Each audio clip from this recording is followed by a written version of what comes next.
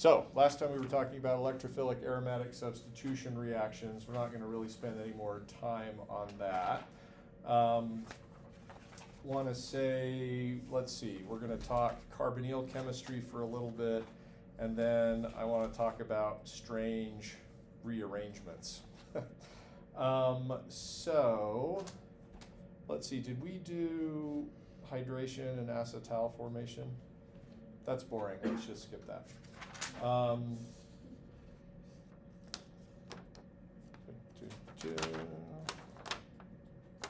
right, let's talk enols and enolates.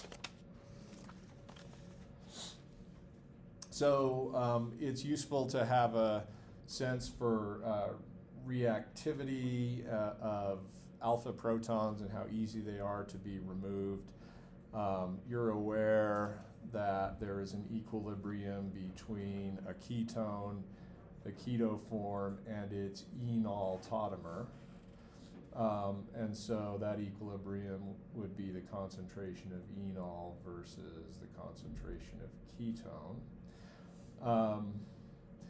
And so I'll show you some equilibrium constants for various ketones, and they'll give you, they track basically with ketone reactivity, because we're going to see the more electron poor the carbonyl carbon is, the more acidic the alpha proton is, and therefore the easier it is to make the enol. So here's the equilibrium constant, and then here's the structure. You've got acetone, and the equilibrium constant is on the order of 10 to the minus 8. So not very much enol at all at equilibrium. If you use cyclohexanone, whoops, somehow started erasing, then you get a bump of a factor of about 100. And presumably this is related to the idea that, no, actually, wrong about that, never mind. So about the same. Aldehydes, if you compare the acyclic aldehyde with the acetone, it's about the same, about 100 times more reactive than the ketone. Any rationale for the jump in reactivity for cyclohexanone?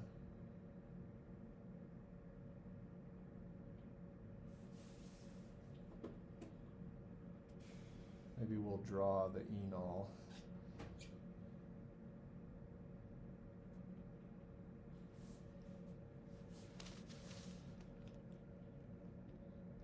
Any guesses? So it could be the ring. It would be interesting to see data for an acyclic ketone too, because it could also be alkene substitution. I'm not sure actually in terms of ring strain which is better, to have one sp2 atom in this 6-membered ring or to have 2. So not totally sure. Right. If we incorporate 2 carbonyls alpha adjacent to the alpha proton, the enolate formation, the enol formation is actually more stable. In this case, it appears to be due to the possibility of an intramolecular hydrogen bond. And so actually there's more of the enol at equilibrium than there is in the ketone. And one interesting thing about the enol is it appears to be resonance stabilized as well. If you position that proton evenly between the 2 oxygens, it would be difficult to tell which oxygen had the proton. And so that stabilization presumably accounts for the formation of the enol. Of course, there's a This is almost a dumb throwaway example, but it's kind of cute, so we show it to you. That is the keto form of the better well-known enol phenol. There is a keto tautomer of phenol, but the phenol is more stable than the keto form by 10 to the 13. So I don't know how you would even measure a number that's that big, but all right. So a little bit about ketone reactivity, and these equilibrium constants sort of follow a trend in carbonyl reactivity, but also in alpha proton acidity. The more acidic the alpha proton, of course, the more enol that you form. All right, mechanisms for enol and enolate formation, not really going to worry about. Let's talk about enolate regio and stereo selectivity. All right, so we'll deal with this example.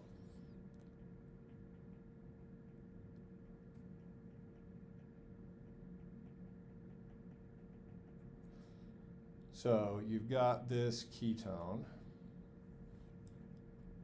and you have two different alpha carbons. I don't know, red alpha and blue alpha or something like that. And you can use, in this case, a base, which we'll say we're going to use triethylamine. And then in the experiment that was done, they trapped the enolate with trimethylsilyl chloride to give you the corresponding products, which have a name that you may hear again in the future. This is called a silyl enol ether.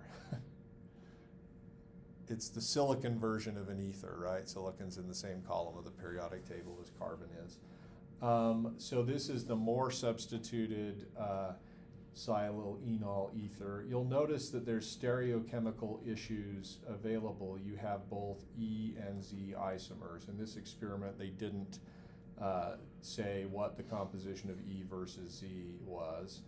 But overall, 87% of this regioisomer, where you remove one of the blue alpha protons, and then a much smaller percentage of the less substituted silyl enol ether, about 13% there. And I guess I should have added, this was done at room temperature. So your major product here is the more stable enolate, or more stable enol, because it's more substituted, right? Does that sound familiar? Yep. Okay. And so I just want to say something about, you might say this reaction's under thermodynamic control, but really what we are saying is that this reaction is under equilibrating conditions. That is, the products are in equilibrium with the starting materials, or at least the enolate formation is under equilibrium conditions. So if we look equilibrating conditions, so let's look at what the pKa's for protons that are adjacent to ketones would be. If you look them up, I think they're around 20. I could be wrong, but that's the number that's sort of occurring to me. So we'll pretend that that's the case. Now let's draw the corresponding conjugate acid and base that we get after removal of one of those alpha protons. So you get the trimethyl ammonium ion, and then you get your enolate, which will be either this one or this one, right? The pKa of an ammonium group like this is what? It's okay, I didn't know it until I started teaching these classes. So it's like, for a multiple alkyl amine, it should be around 10 or 11. So, what does that tell you about the equilibrium constant for enolate formation? It's really, really tiny, less than 1. Right. So that means that you dump triethylamine in, and at equilibrium, we're looking at a difference of a billion. So how do we convert 1 billionth, how do we convert that into a percentage? 100,000th, millionth, 10 millionth, 100 millionth, billionth? Whoops.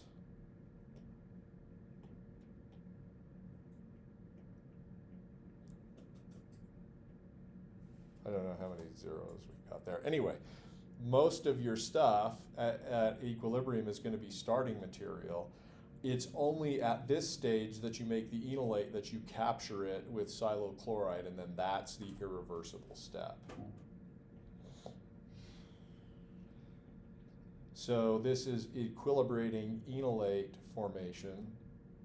And under equilibrating conditions, of this minuscule amount,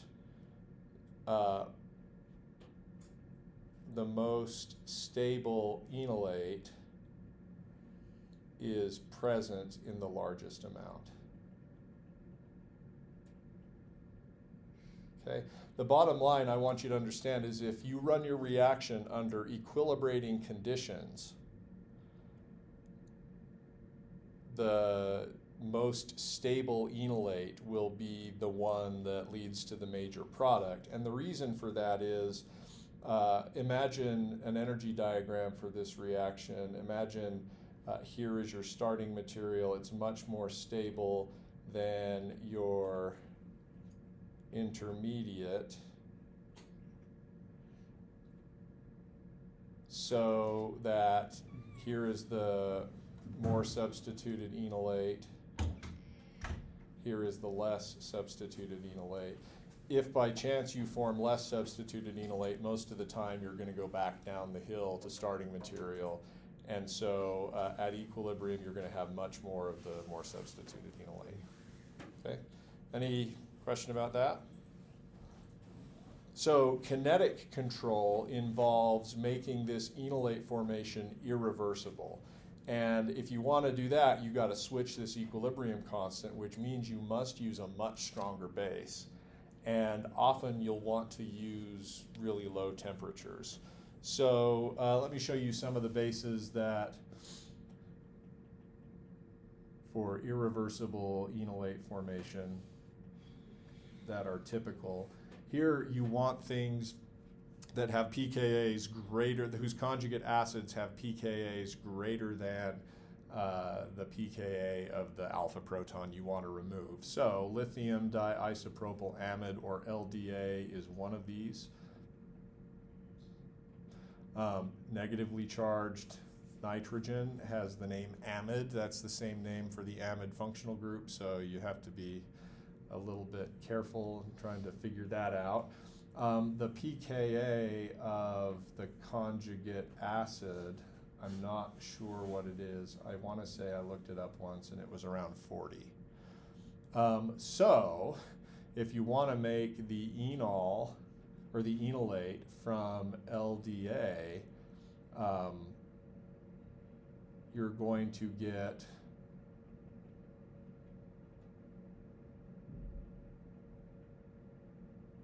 100% products, because now we're dealing with something over here that has a pKa of 40, whereas this alpha proton has a pKa of around 20, right? So that's a 10 to the 20 factor difference in equilibrium constant.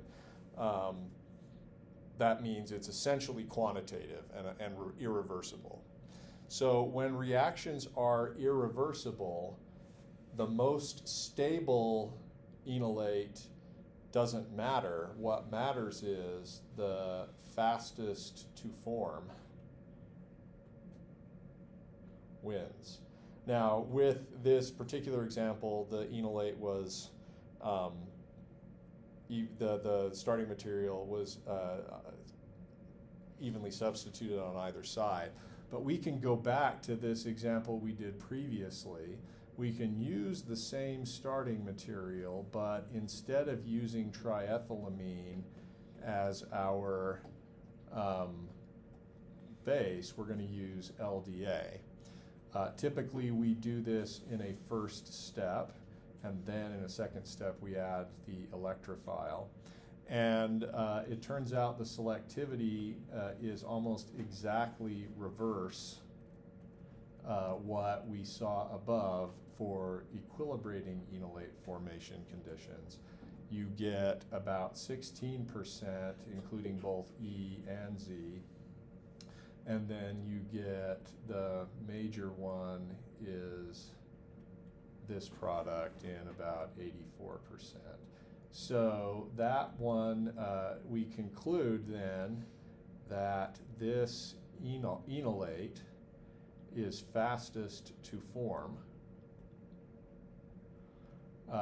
Again, under irreversible conditions, you're looking at starting materials and enolate here. You go over some transition state and enolate formation is irreversible. So fastest to form wins, and stability of the enolate doesn't matter. Right, and the reason that this enolate is fastest to form is a simple reason: it's just sterics. It's easier to access the less substituted alpha proton. You're going to see some other bases in your life. Here's one that I've never actually seen or used, but your text mentions, so why not? This is a piperidine derivative with methyl groups. So that's actually a pretty sterically hindered base. It's called LTMP, lithium tetramethyl piperidide. And you can use this as well. One thing to be aware of. All right, any questions or concerns, anything you want to talk about there? Kind of boring. I'm having trouble like seeing why this one forms faster than the previous one did. Right, why does this enolate form faster? Yeah. Because let's actually go to Spartan and we'll draw a ketone.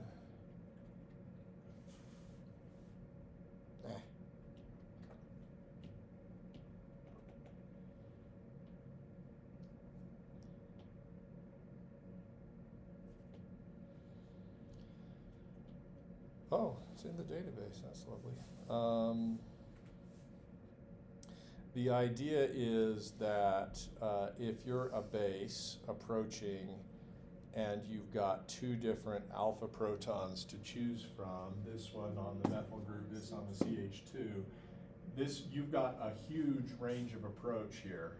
Multiple vectors you can use to attack a proton that are not sterically hindered. Whereas here, you've got some steric hindrance there, and there's fewer directions you can come at. So it's basically a steric issue. It's easier and faster to approach here. Is that? Yeah, can I see the other one, like the previous one? What? So, the first example you did. Right. Yeah. Same molecule, different outcome because we used a different base. When you use a base that cannot quantitatively remove a proton, the only reason this reaction works, you don't form very much enolate at all. The only reason it works is because as soon as you do, you've got this silochloride electrophile that can react with the enolate. And in that case, when so much of the enolate that you form goes back to starting materials, you're in total equilibrium, and so the most stable enolate is the one that's present in the largest amount, and that's where the one that the major product's going to come from. Yep. So this is a little bit different than talking about the thermodynamic enolate versus the kinetic enolate. That's sometimes how they teach it in introductory chemistry. Thermodynamic enolate is simply the one that is most stable. That only forms under equilibrating conditions. Kinetic enolate is the one that's fastest to form. And that happens under irreversible conditions. Okay, others? Couple of things to be aware of. Lithium is not just an innocuous bystander. Instead, there are other things going on. So, for example, if, I don't know, suppose I used this starting material and I used LDA and I'd use THF as my solvent. You're going to see why we use ether solvents for things involving lithium. You want to just draw this as the enolate, right? Looks great. There's evidence that actually what's present in solution involves a complex.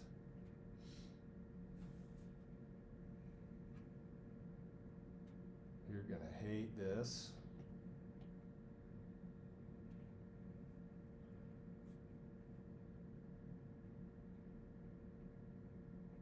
I guess, though the inorganic chemists don't do this, I'm going to put a dotted line there so that you know that that's a L-type ligand. So the oxygen on your ether solvent helps coordinate the lithium. And then lithium also coordinates your negatively charged oxygen. And you thought that it couldn't get worse, but it can always get worse. Isn't that a cheery thought? Merry Christmas to you too.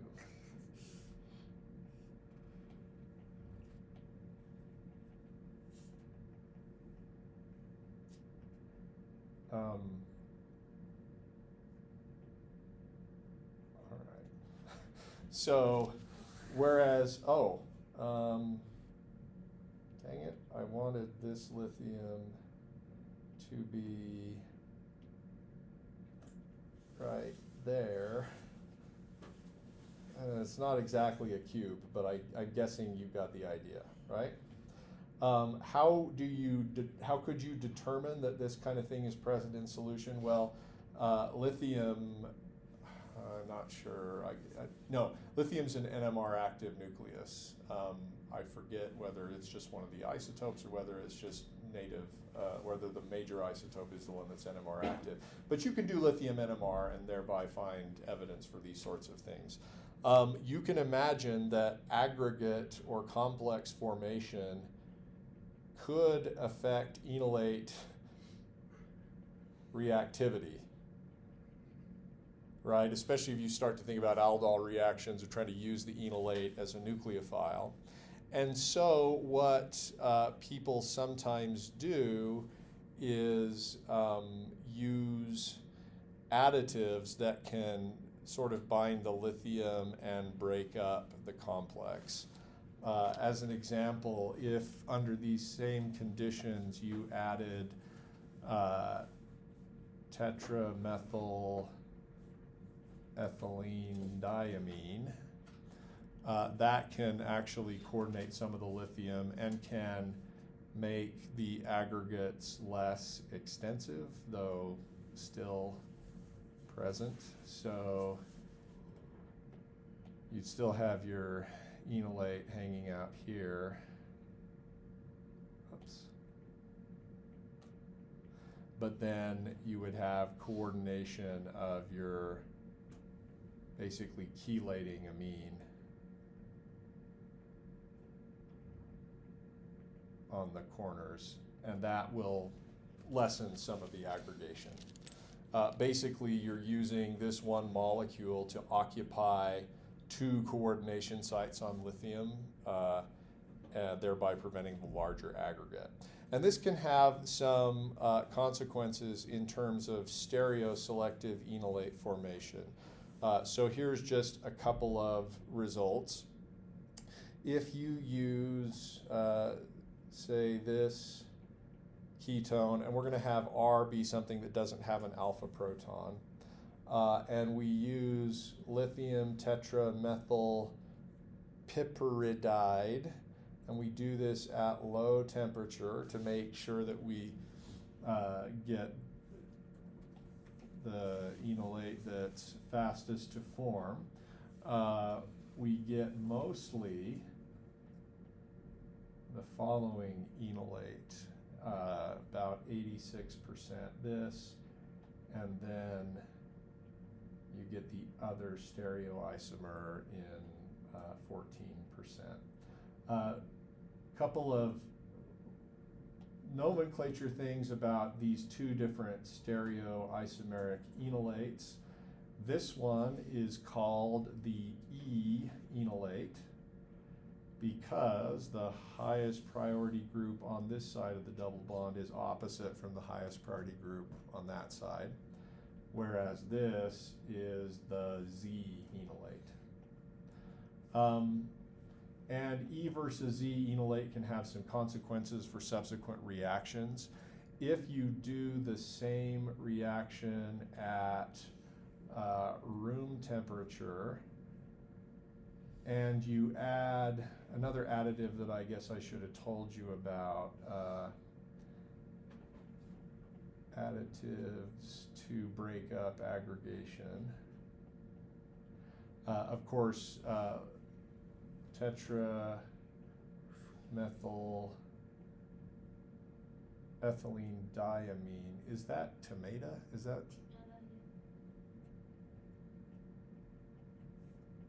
Tetramethyl ethylene diamine, sometimes pronounced tomato, like a tomato.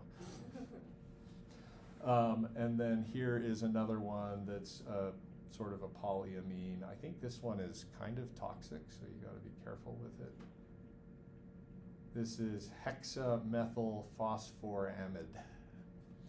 But either of these can help break up aggregates. If you use this at room temperature, the selectivity switches and you get 8% E. I'm not going to redraw it, and 92% Z.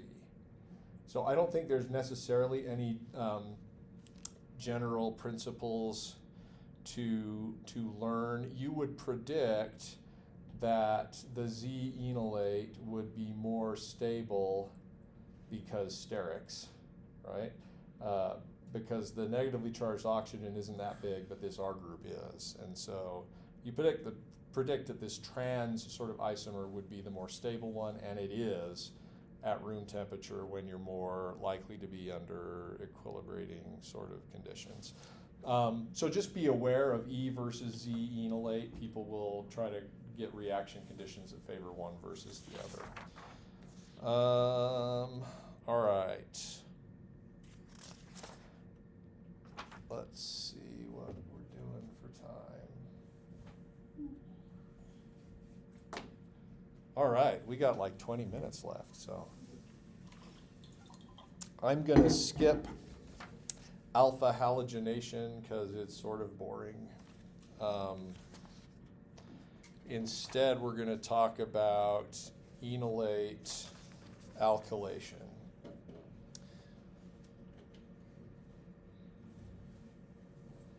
This is carbon-carbon bond forming.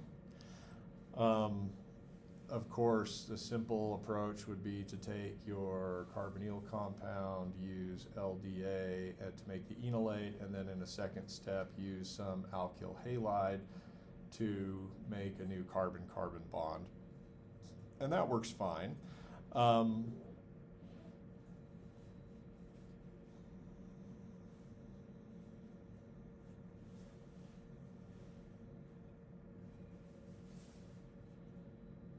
Sorry, okay. Though there are complications that can occur, and physical organic chemistry is all about showing you all of those complications. So, here's a horrible example. A cyclohexanone that is locked in this chair conformation with the ketone there. So it's 1, 2, 3, 4 substitution. And then you use first LDA and then some alkyl halide or leaving group. And here we don't have to worry about regioselectivity because this is a symmetric ketone, right? But we do have to worry about stereoselectivity because if you look at the potential products, you've got one in which the R group is axial,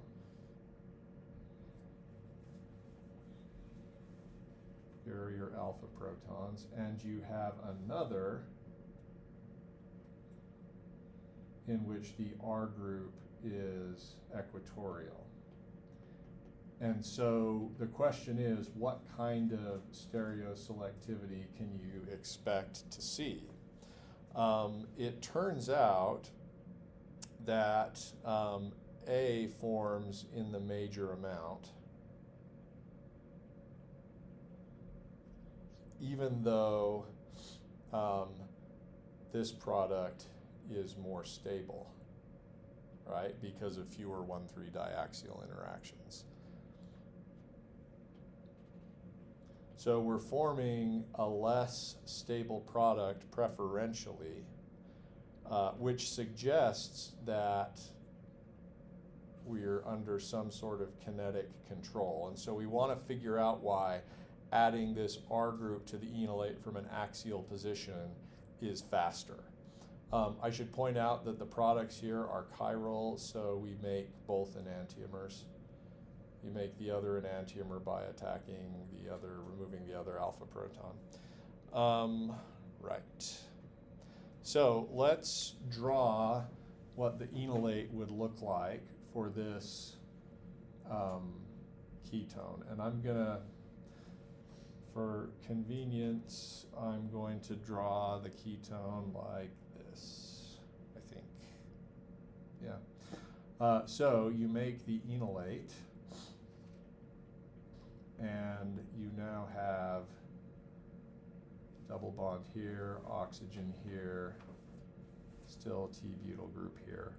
So a lot's actually known about cyclohexene conformations.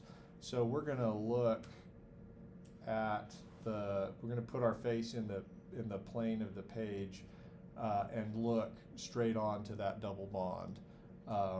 From the side, we would see something like this, sort of a boat-like conformation.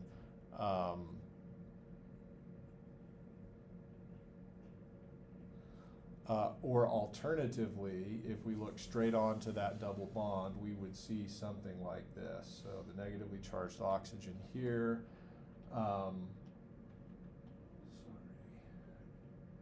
Angled back away from you would be bonds to the next carbons, and then the rest of the atoms of the ring are in sort of a pseudo chair. All right, so it may be helpful to number the atoms of the ring 1, 2, 3, 4, 5, 6. 1, 2, 3, 4, 5, and 6. And so we're essentially asking, is it easier for the electrophile to approach from above or below?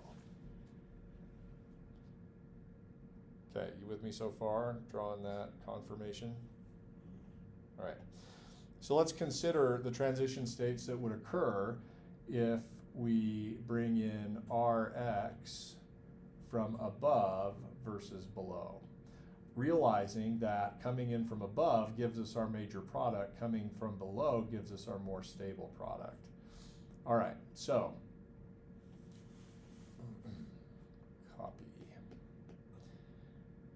Let's first imagine approach of the alkyl halide from above. And let's imagine what the transition state would look like. So we're talking about this kind of reaction, right? So as that new bond between alpha carbon 2 and the R group forms, the hybridization of atoms 1 and 2 starts to the hybridization of atom 2 starts to change. So here is your T-butyl group. Here is the new incoming bond with the R group. Here is the breaking bond with the X group. And notice that if I bring this R group from above, it's quite easy for the system to start to slip back into a chair-like conformation.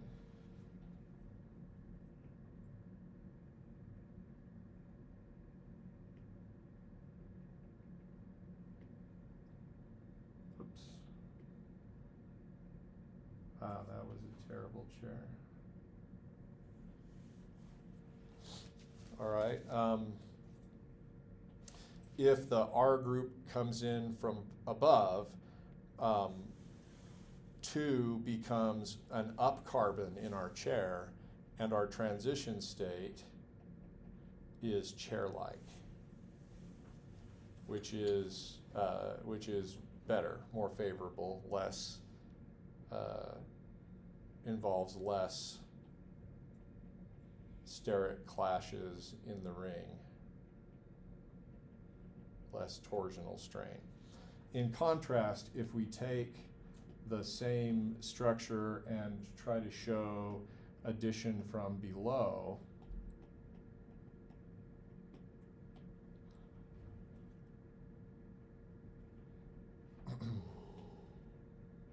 now imagine as we start to make the bond between 2 and R from the bottom side, 2 is actually going to have to, atom 2 is going to actually have to pucker downward in order to make the bond with the R group. So our transition state is instead going to look like this, with carbon 2 at a more downward position. So here is the new bond with the R group, here's carbon 2, here's the breaking pi bond, here's the oxygen of your enolate, there's the pi bond that you're making. So in this transition state, I haven't dealt with charge at all here, so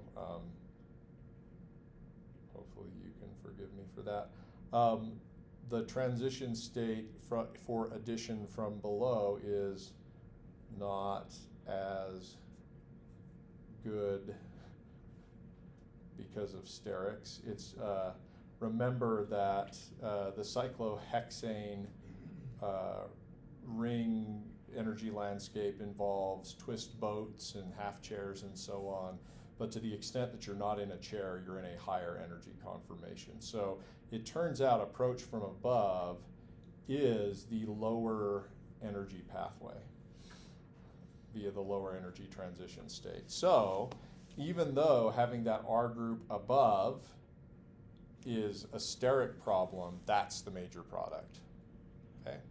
So it's not always going to be that the major product is not the okay. If your reaction's under kinetic control, or that is under irreversible conditions, it's not always going to be that the major product is the less stable one. That's the wrong lesson to take from this. For example, you learned in the E2 reaction, which is basically irreversible, that you get the more stable, more substituted product as the major product, even though the reaction's under kinetic control. But if you observe a less stable product as the major product among various stereochemical alternatives, that's a clue that the reaction's under kinetic control. And perhaps if you warmed things up, made it more equilibrating, then you might get more of the more stable product. I should point out, why does temperature matter at all? Because the reaction's irreversible. I form this enolate. Well, if the challenge is that if temperature's high enough, you can have exchange of enolates. So,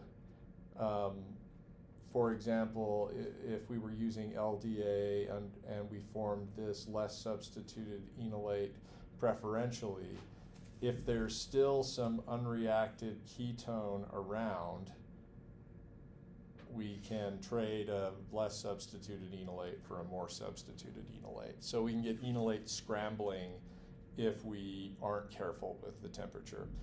Similarly, you can get enolate scrambling if you're not careful with anhydrous conditions.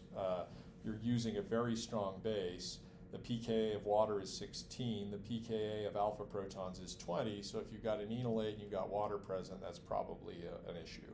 And that's going to lead to equilibrating conditions. All right.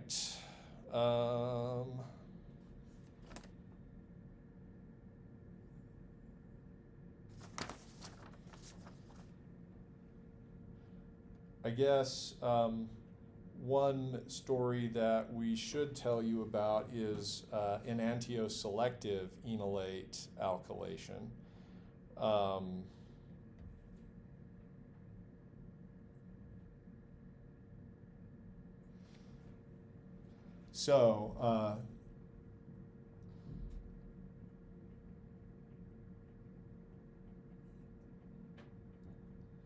Anything that's going to be enantioselective has to involve either a chiral reagent or a chiral molecule. And so suppose we wanted to make the following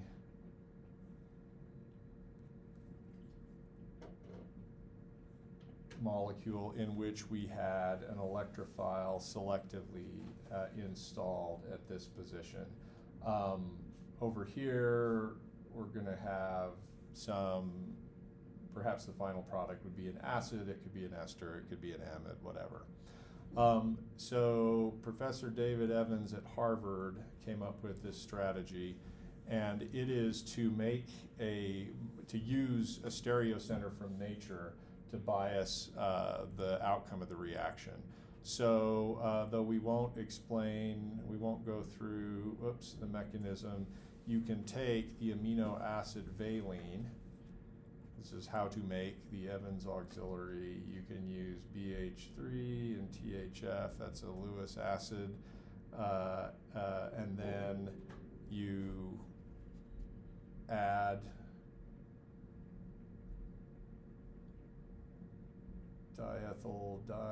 diethyl carbonate, and that closes a 5-membered ring involving the nitrogen of the amine and one of the oxygens of the carboxylic acid, and you make this.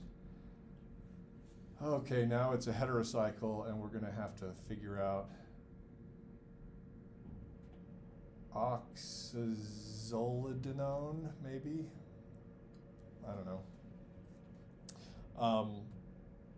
So you've got a stereo center here, and then the approach is to use a strong base like N-butyl lithium to remove the proton on the amide, and then you use an acid chloride, the acid chloride form of this part of our molecule, to make an amide bond between the auxiliary and your amino acid. Or, I'm sorry, between the auxiliary and your R group. At that point, you can do the alkylation reaction. You can use LDA and then some electrophile, whatever it is. And the idea is you'll form the enolate. Well, let's see. You form the enolate first, and it's going to look like this.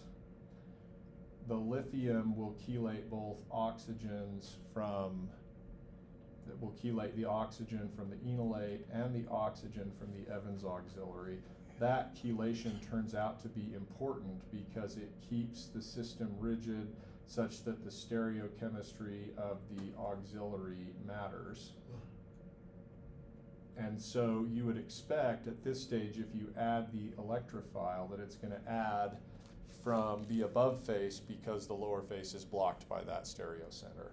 And at various levels of selectivity, if you add your electrophile, you can get selective alkylation. The problem with chiral auxiliaries is always you put them on, but can you get them off? Because you often don't want them there. You want to use that stereo center for other things. And so you can use saponification conditions to hydrolyze both the ester and the amide. I guess that's a carbamide, isn't it? All right, so there's tons of work on this, tons of literature, tons of different variants, but that's the basic idea.